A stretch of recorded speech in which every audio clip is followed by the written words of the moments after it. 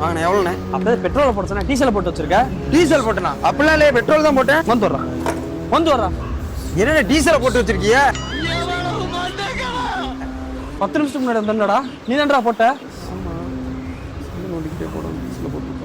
வண்டி புது வண்டிடா. புது வண்டிலாம் வாங்கி தர முடியாது. வேலை ஆத்துவேனா தர்றேன், விட்டுட்டு போங்க. எனக்கு கம்ப்ளீட்டா வேலை ஆத்து வேணும். இன்ஜின்லாம் பிரிச்சு ஓனர் வரும் சொல்றேண்ணா.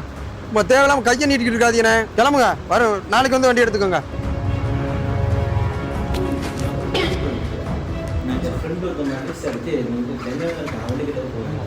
வேலையா?